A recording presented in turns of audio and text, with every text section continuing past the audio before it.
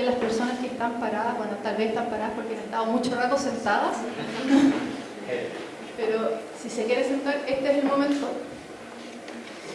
Mi nombre es Nicola Rondo, yo soy la coordinadora de Humanidades Digitales del Laboratorio de Patrimonio Documental y Humanidades Digitales, AMEN, de la Universidad Católica. Y a mí me toca moderar la mesa 3, que se llama Archivar lo efímero, Humanidades Digitales y Memorias de la Escena. Entonces acá vamos a esperar a que... Bueno, no vamos a esperar, se van a unir mientras tanto. Están con nosotros, solamente que no lo ven todavía. A nuestros dos panelistas que están desde el extranjero, que es Alba Saura y Ramiro Manduca. Y acá tenemos a Javiera Viñardelo, Daniela Furi, Patricio Yechele. Juntos somos. Bien, entonces ahora lo que vamos a hacer, yo voy a presentar a cada uno de los y las ponentes. Y de ahí voy a comentarles las preguntas que nosotros le hicimos de antemano a los y las panelistas para que ustedes sepan como el trasfondo de qué estamos hablando y puedan ir tomando nota también y haciendo conexión. ¿Okay? Bien, Alba Saura es profesora titular de la Universidad Autónoma de Barcelona, es dedicada a las artes escénicas desde la investigación y la práctica artística. Sus investigaciones se dedican a ejes como la memoria, el exilio, el trabajo archivístico y las poéticas de lo real en Argentina y España. Ramiro Manduca es becario postdoctoral de CONICET y doctor en Historia y Teoría de las Artes por la Universidad de Buenos Aires. Sus investigaciones se centran en las relaciones entre teatro, política, Estado y sociedad en la historia argentina reciente y las memorias del pasado reciente en prácticas de colectivos de activismo artístico contemporáneo. Ambos llevan adelante el proyecto Archivo Escena Abierta. Tenemos acá a Daniela, quien es doctora en musicología por la Universidad de Artes de Berlín, es profesora asociada del Instituto de Música de la Universidad Alberto Hurtado, es investigadora principal del Núcleo Milenio en las Culturas Musicales y Sonoras CEMUS, y Núcleo Milenio en Prácticas Actuales de la Música Clásica, ANIMUPA. E investigadora responsable, del proyecto Fondesit Regular Canon, Traducción y Resignificación, Transformaciones Culturales de la Música Europea en Chile, 1925-2025. O sea, Daniela no tiene tiempo. Acompañando a Daniela están también Cristóbal Arrieta y Cristian Olivares, ingenieros de la Universidad Alberto Hurtado, quienes trabajan para desarrollar aplicaciones con IA en el proyecto Intérpretes y Conciertos Doctos en Chile. Patricio, saluda. Actor egresado de la Escuela de Teatro C, en donde trabaja como profesor en las áreas de estudios teatrales e historiografía y además como documentalista en el programa de la escena teatral en el archivo de la Facultad de Artes UC. Es magíster en pensamiento latinoamericano y actual estudiante de doctorado. Tampoco tiene tiempo. En donde está investigando en metodologías para el estudio y la activación de archivos teatrales. Y Javiera es archivera, investigadora y productora del campo de las culturas y las artes escénicas. Es parte de ARDE desde el año 2018. Su investigación cruza los ámbitos de la memoria, las comunidades y los procesos creativos. Acá están las preguntas, que están divididas en 3 categorías. La primera categoría son los desafíos de archivar lo efímero. La segunda categoría es sobre las comunidades, el acceso y para quién se archiva. Y número 3 son humanidades digitales y tecnopolíticas del archivo. Estas son como preguntas como cuando uno está haciendo un examen, como una pregunta como de 7 líneas, para que puedan tomar nota. Entonces, los desafíos de archivar lo efímero. Los 3 proyectos se enfrentan al problema de capturar prácticas que por naturaleza resisten la documentación: la actuación en vivo, el proceso creativo, el evento musical. En algunos casos se trabaja con registros audiovisuales cuya interpretación requiere mediación tecnológica. En otros, el archivo busca capturar no solo la obra terminada, sino los trazos del proceso creativo. y en otros se aborda la práctica musical como un fenómeno que involucra agentes humanos y no humanos. ¿Qué se pierde inevitablemente en el proceso de digitalizar o archivar estas prácticas y cómo cada proyecto ha decidido lidiar con esa pérdida? 2. Sobre las comunidades, el acceso y para quién se archiva. Los 3 proyectos buscan conectar con distintos tipos de comunidades, tanto académicas como públicas, y las herramientas digitales como plataformas web, bases de datos y aplicaciones de IA son en todos los casos el medio que hace posible ese acceso. Desde la perspectiva de las humanidades digitales públicas, archivar implica siempre decisiones sobre qué se preserva, quién lo define y cómo se garantiza el acceso a audiencias más amplias. ¿De qué manera las tecnologías digitales que utilizan han ampliado o también han limitado la participación de las comunidades en la construcción del archivo, sean estas de exiliados, de artistas o de músicos? Y la número 3, humanidades digitales y tecnopolíticas del archivo. En un contexto donde las tecnologías digitales facilitan el registro, almacenamiento y circulación masiva de información, ¿qué desafíos éticos, políticos y metodológicos enfrentan hoy los archivos de artes escénicas? ¿Cómo pensar la memoria de la escena en medio de un flujo constante de datos, plataformas y tecnologías que también condicionan qué se guarda, cómo se accede y quién puede participar en estos procesos? Entonces, para poder hacer esto más ordenadito, vamos a empezar, vamos a seguir el orden de las personas que fui presentando. Entonces vamos a empezar con Archivo Escena Abierta, después con Animupa, después con Patricio y con Alfe. ¿Ok? Bien. No sé quién va a hablar, Ramiro o Alba. Hola, ¿qué tal? Creo que voy a empezar yo. Tampoco comenzamos. Vale. Hola, ¿cómo estáis? Qué pena no estar allí y es raro así, bueno, pero la oportunidad de poder compartir es estupenda. Te hago una pregunta, ¿quieres que te respondamos un poco a todo o quieres que respondamos solo a la primera pregunta y ahí lanzamos como para ir compartiendo? Como les sea más cómodo y como ustedes hayan estructurado su respuesta. Esto es básicamente como el pie inicial para poder empezar esta conversación entre ustedes. Vale, perfecto. Vale, perfecto. Y también, bueno, no sabíamos, habíamos preparado algunas imágenes para mostraros un poquito más del proyecto, pero a lo mejor quizá estando así como en la conversación, pues no hace falta. Igual nos decís vosotras o el resto de compañeras si esperan mostrar o no.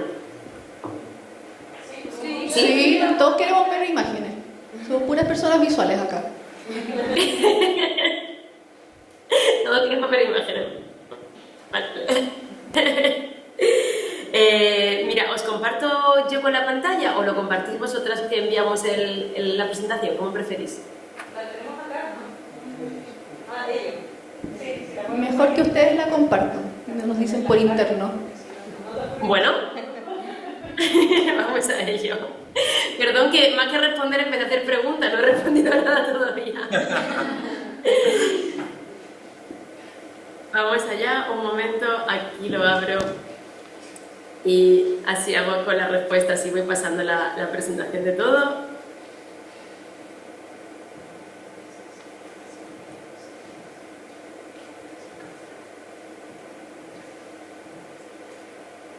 ¿Qué tal? ¿Se ve ahí? Sí. ¿O sí?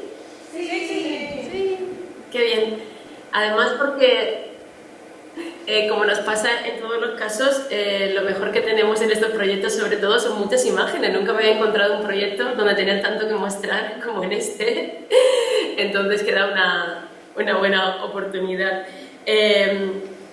Mira, en nuestro proyecto, el que estamos justamente cerrando, Ramiro y yo, ahora mismo, aunque hemos evidentemente, como en todo este tipo de proyectos, estamos implicadas muchas personas, lo hemos coordinado, sobre todo hemos trabajado mucho con Eugenio Skolnikov también, pero en general con diferentes grupos de investigación y personas, si fue posible, gracias a una beca Leonardo, y se titula Archivo Escena Abierta prácticas archivísticas y artísticas en torno al teatro abierto, que fue el movimiento escénico que tanto Ramiro como yo investigamos en nuestras tesis doctorales. Aquí podéis ver algunas imágenes más, creo que va pasando, que es un movimiento que hubo durante la última dictadura en Argentina entre 1981 y el tránsito a la democracia hacia el 85, por situaros un poco. Y digo esto sobre todo pensando en la primera pregunta, que nada más leerlo y cuando decíamos que se pierde en esa idea de lo que el archivo también confronta, la propia, bueno, lo que le confronta la propia esencia del teatro, que tiene que ver con su carácter efímero. En mi caso, o en nuestro caso, yo solo pensaba en todo lo que hemos ganado gracias a esta investigación y gracias a esta posibilidad de construir ahora os contamos más, pero los diferentes fondos documentales que acompañan este proyecto. Y lo digo desde una experiencia propia, pero que es también compartida seguro por toda la gente que se ha ido acercando en el tiempo a teatro abierto o a todos los estudios de teatro y dictadura.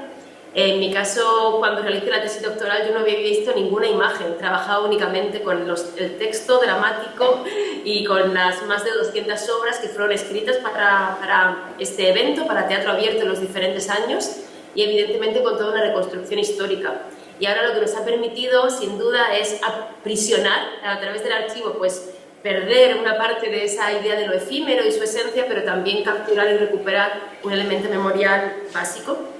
Pero sin duda también, y así le cedo un poquito la palabra a Ramiro, desde el principio tuvimos claro que desde esta manera también estábamos marcando lo que hemos denominado como una dramaturgia de archivo. Estamos haciendo una dramaturgia sobre este movimiento a través de todas las decisiones que hemos ido tomando sobre qué se guarda y qué no se guarda, sobre qué queda o no, como ahora mostraremos, está en nuestra mano, hemos asumido también las decisiones que se iban tomando y cómo íbamos hilvanando y reconstruyendo un poquito la historia sobre teatro abierto a partir de la construcción de todo este proyecto archivístico.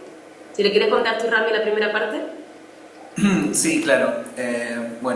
Muchas gracias por la invitación y hablar justamente de teatro abierto en esta fecha para quienes estamos aquí en Argentina, tan cerca de los 50 años del golpe de Estado. Tampoco es una cuestión aleatoria, así que me parecía una instancia donde también era importante remarcar esto. Y bueno, nuestro trabajo justamente en relación un poco a la segunda pregunta y continuando un poco con el despliegue de lo que fue nuestro proyecto, abrió, si se quiere, a partir de esta alianza también con la Red Conceptualismos del Sur y con el sitio Archivos en Uso, un sitio que muy probablemente conozcan, porque justamente pone en circulación una serie de archivos vinculados a investigaciones, pero también a prácticas artísticas en América Latina.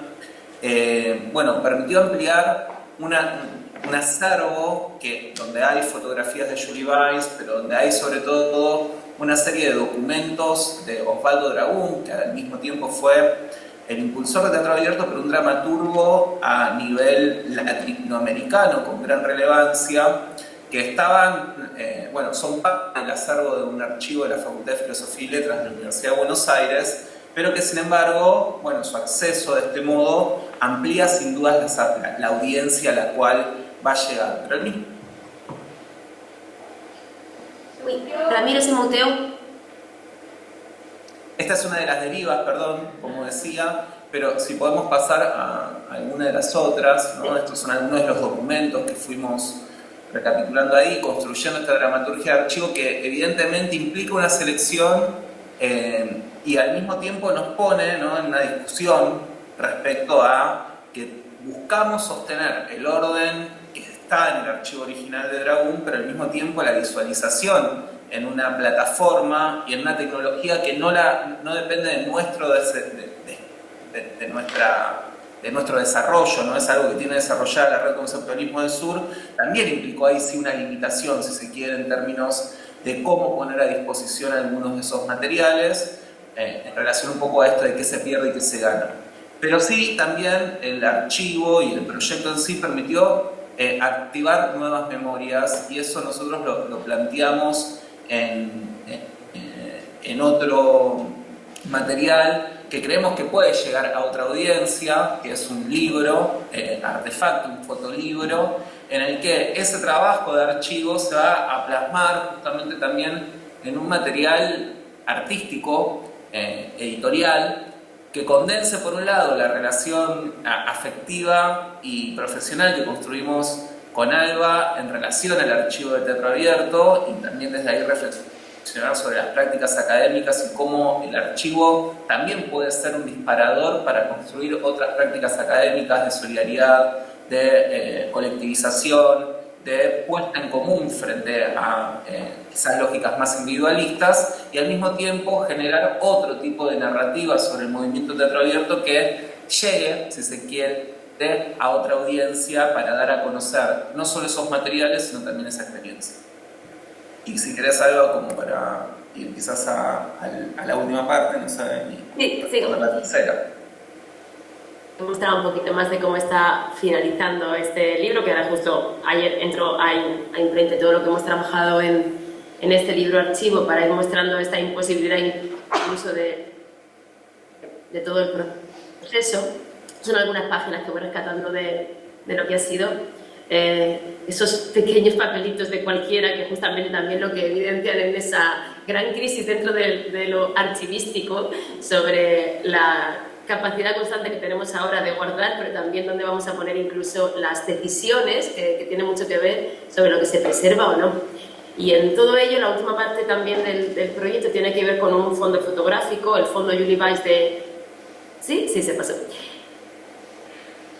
El fondo Julie Weiss de fotografía teatral, donde hemos estado trabajando en la recuperación de hasta 6.000 imágenes que tienen que ver con todas las que Julie Weiss como fotógrafa realizó durante Teatro Abierto, y que daban cuenta de algo, como os decía, hasta ahora inexistente. Para mí, como os contaba antes, lo importante de esta recuperación ha sido que hasta que comenzamos el proyecto, conocíamos una serie de fotos, unas poquitas, sobre todo lo que pasó en este gran movimiento, algo muy limitado, y cuando comenzamos a descubrir lo que había guardado Julie, lo que seguía teniendo todavía en su archivo personal, fue cuando se abrió la posibilidad tanto de recuperarlo y convertirlo en un archivo digital, como después de hacer una exposición que cerramos ahora el pasado 27 de febrero, que se tituló No es solo un documento, Teatro Abierto desde la mirada de Julie Weiss, y hablaba también de cómo a través de esas imágenes y del trabajo archivístico se estaba resignificando justamente todo lo que había sido el movimiento. Os voy pasando aquí algunas para que las vayáis viendo.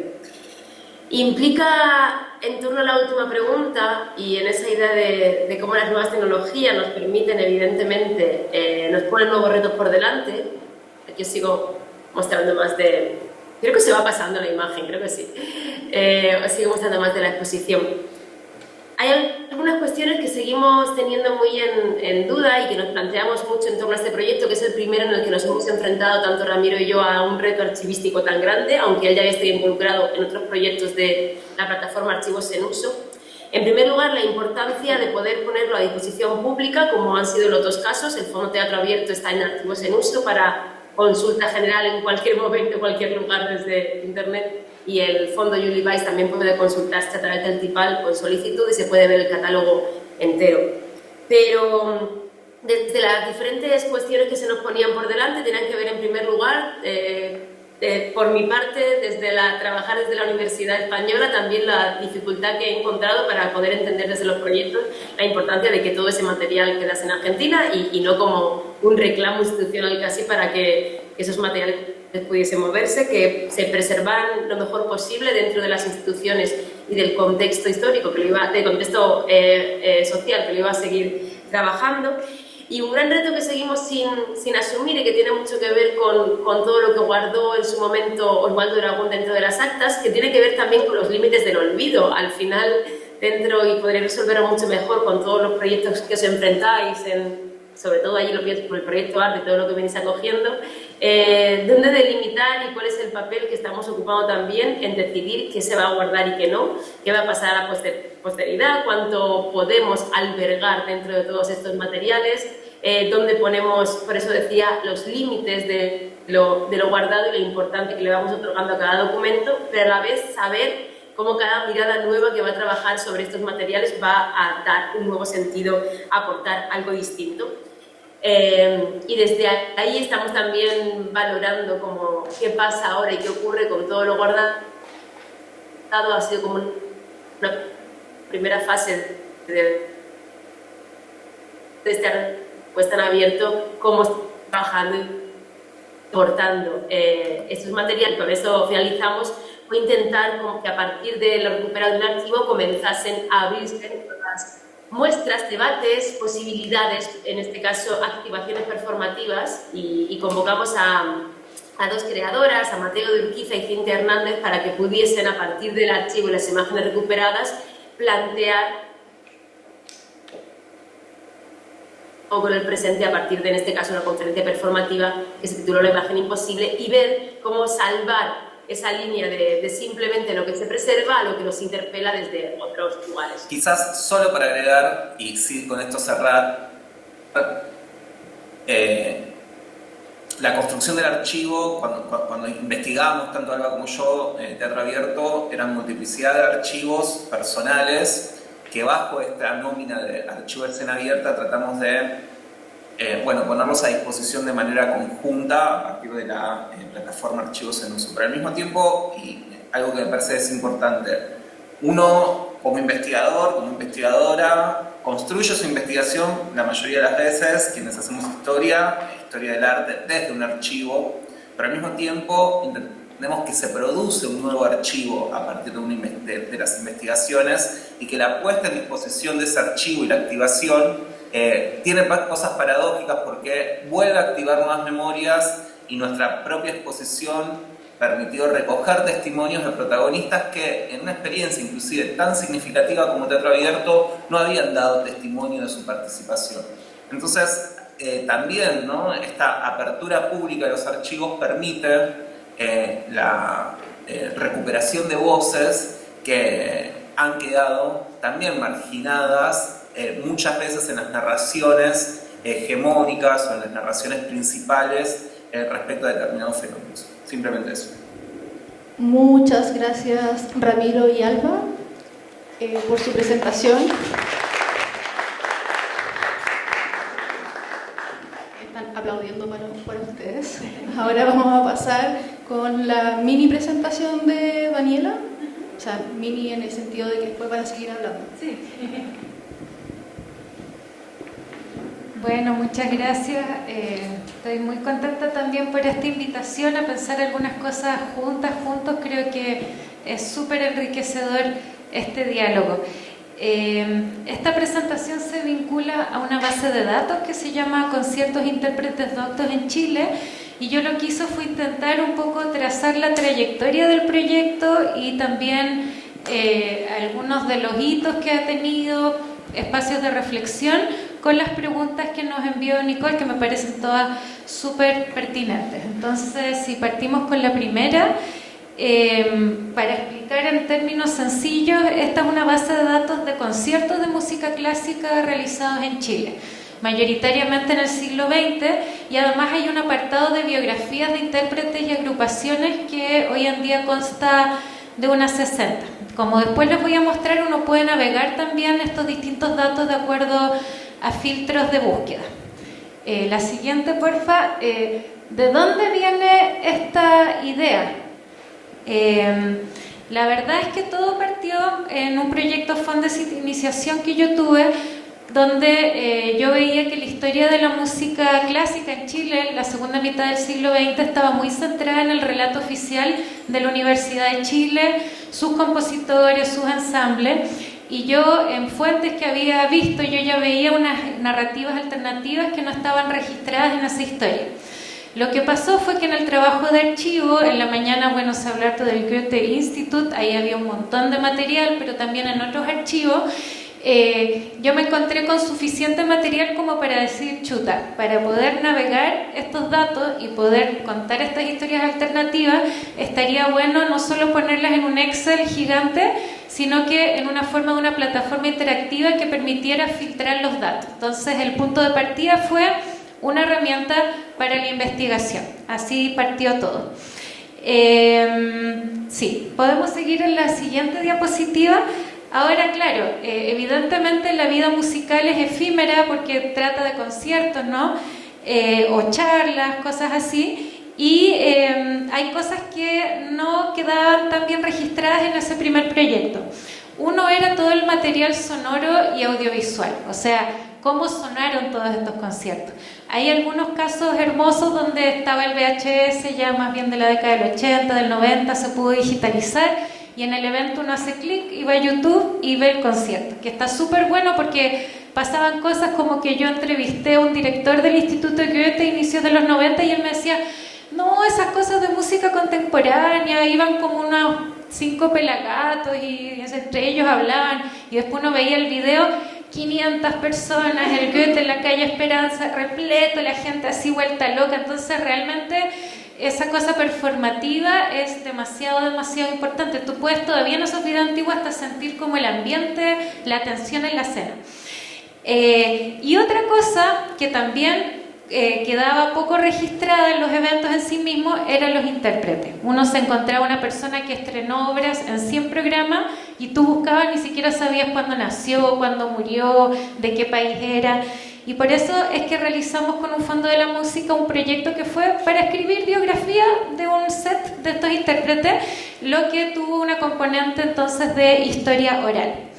Ahora me gustaría ver si podemos ir online y lo voy a mostrar muy brevemente. Ahí está el link porque si ustedes quieren ver más, esa es la base de datos. Entonces si vamos primero a biografías quizá, ahí se les va a desplegar, bueno,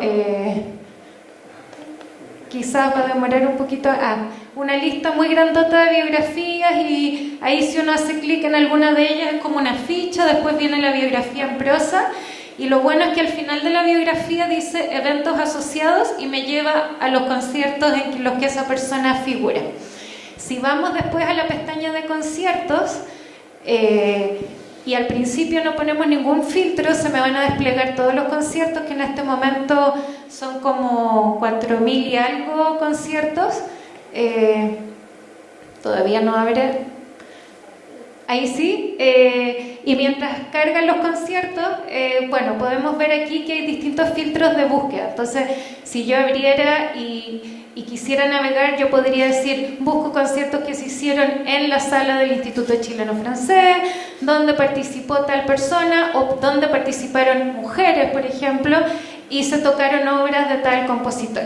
Quizás podemos hacer clic a alguno de los conciertos, el que sea, como para ver cómo es la ficha que se despliega, pero bueno, es una ficha que tiene los datos del evento, quién tocó, qué repertorio se hizo, y si tenemos el programa digitalizado, está al final. Yo creo que con eso uno ya se hace una idea de cómo funciona el sitio y podemos volver al PPT. Bueno, para pasar al tema de las comunidades, el acceso y para quién se archiva, una cosa que pasó a más tardar cuando nos vinculamos a intérpretes y sus familias para poder escribir las biografías, fue que nos dimos cuenta que el acceso, si bien es libre, online, con filtro, era muy académico. Entonces pasaba que alguien decía, mi mamá está súper contenta que se subió la biografía de su tía, pero ¿cómo la encuentra en la página? ¿Cómo puede saber qué datos hay de su tía abuela? Y ahí yo me empecé a dar cuenta que había que bajar un poco de la torre de marfil académico y ver cómo esta herramienta también podía ser de utilidad para devolverle algo a esas comunidades que estaban reflejadas justamente en los eventos. Esa reflexión llevó también a pensar que una plataforma como esta puede ser útil en docencia escolar, universitaria, pero que para todas esas cosas había que hacerla también quizás más amable. Entonces ahí fue que postulamos con los colegas ya mencionados, Cristóbal Arrieta y Cristian Olivares, a un fondo de fomento a la investigación interdisciplinaria aplicada a la Universidad Alberto Hurtado, y nos asociamos con el Centro de las Artes Escénicas del Teatro Municipal para realizar un proyecto que atendiera un poco a esta accesibilidad. Entonces, en concreto, hemos desarrollado 3 aplicaciones que todavía no están online, pero ya están prácticamente listas, están súper avanzadas. La primera es un chat, un robot conversacional que permite entonces que en vez de buscar con los filtros, yo chatee con los datos de la base de datos. Lo bueno es que como son los datos ingresados por nosotros mismos, probablemente no se vaya a poner a inventar mucho el chat, porque son los datos que están en ese espacio. Actualmente estamos diseñando también un avatar como para que sea una personita. La siguiente diapositiva, yo hice un pequeño video de una búsqueda, quizás podemos ponerle play, ahí está play. Le pregunté por ensambles alemanes que hayan venido a Chile en la década del 80 y ahí me empezó a dar algunas explicaciones. Después de las explicaciones se despliega igual la tabla con los eventos a los que está haciendo alusión, por si les quiero hacer clic y volver a la base de datos. Después se me ocurrió preguntarle si habían venido mujeres dentro de esos ensambles y ahí el chat ya me dio una bien buena reflexión, como diciendo, mira, en realidad no, pero esto no quiere decir que no hayan venido, quizás todavía no están registradas, y me dio sugerencias de cómo yo podría seguir conversando con él o ella. Para, spoiler, el avatar va a ser mujer, no hombre. Bueno, eso es el chat. La segunda herramienta es una visualización relacional que básicamente la idea es que podamos establecer relaciones entre las categorías de los eventos, entre los compositores, los lugares, los intérpretes y mirarlos de esta forma que es más interactiva y que nos permite ver cosas que no vemos en forma de tabla. Entonces la primera imagen que viene es una búsqueda solo por los eventos del año 84. Si tuviéramos más tiempo la podríamos ver en detalle, pero ya una cosa interesante es que arriba, a ver, yo lo veo a la derecha, pero usted debiera ser a la izquierda, hay como compositores del siglo XX, algunos chilenos, otros extranjeros, y abajo, ahí, digamos, hay todo un ámbito de música barroca. Entonces a mí eso ya me da el tiro la impresión de que son dos subescenas que no tienen mucha conexión la una con la otra en el año 84, que bueno, fue el año que yo busqué.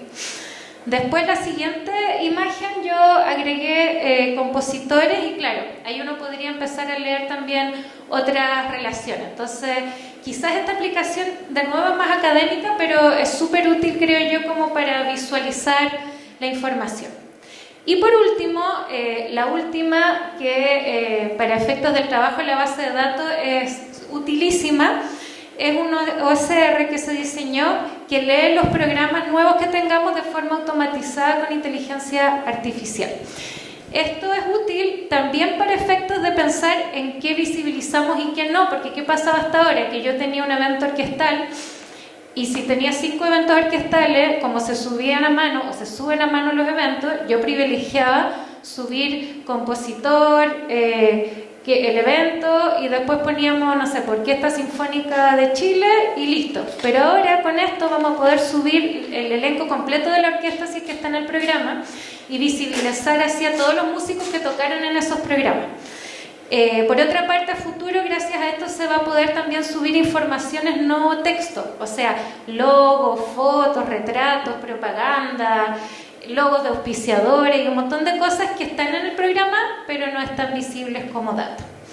Lo último, bueno, esto es más técnico, pero ahí se explica un poco cómo funciona esto, que para mí, por lo menos que soy humanista en este proyecto, es como fin de mundo, pero en el fondo en la base de datos le explica a la inteligencia artificial cuáles son sus categorías. Uno le carga a la inteligencia artificial el programa, la inteligencia rellena los campos y después un ser humano revisa que los campos hayan quedado validados correctamente y ahí quedó subido el evento. En la siguiente hay algunos pantallazos como para que me crean que realmente esto ya funciona, ¿no? Y claro, ahí también se ve un poco con cuáles software o suscripciones se está trabajando actualmente. Entonces, ya dicho eso, y como para ir cerrando, la última pregunta yo la puse un poco en el término quizás perspectivas y desafíos. Un desafío muy importante que tenemos es descentralizar la información. Hasta ahora la base de datos está muy santiaguina porque es más fácil acceder a programas de concierto de la capital. Si bien ahora con el proyecto Nimupa justamente estamos trabajando en un set de programas de Valdivia y gracias al OSR yo espero que podamos cargarlo mucho más rápidamente que en el pasado. pero la idea ojalá seguir haciendo alianzas para que esta vida musical realmente sea chilena y no santiaguina con un poquitito de otras regiones. Otro desafío bien importante a mí me parece que es cómo comunicar lo que hay en una base de datos, ya que yo tengo ahí subidas, no sé, unas 60 biografías, siempre estoy convenciendo colegas, oye, me escribirías una biografía de no sé quién, pero a veces hay personas que ven eso y piensan que uno está como canonizando, como estos son los 60 que usted debiera conocer. Y no es así, pero claro, cómo uno eso lo transmite, porque finalmente, aunque sea una base de datos y uno trata de que sea neutra, nunca es neutro lo que uno está difundiendo. Entonces ahí yo creo que hay un desafío bastante importante. Y por último, hay perspectivas bien interesantes. Primero, nosotros ahora estamos trabajando la posibilidad de tener con este tema del chat, la visualización, el OCR, transformar la base de datos en un modelo escalable. Eso quiere decir que a futuro podría venir una institución cultural, no solo musical, una sala de cine, y decir, mira, ahí tenemos unas cajas llenas de programas, y nosotros, digamos, le podamos programar una base de datos a la medida de lo que ellos necesitan, con o sin chat, con tales o cuales categorías. Entonces, nuestro plan es ahora postular a un nuevo fondo concursable vinculado a humanidades digitales para poder, ojalá, desarrollar ese modelo escalable y que podamos entonces también este código y todo poder extrapolarlo a otras experiencias para seguir contribuyendo un poco a preservar y a hacer accesible el patrimonio cultural en distintas aristas. Eso sería de mi parte. Muchas gracias.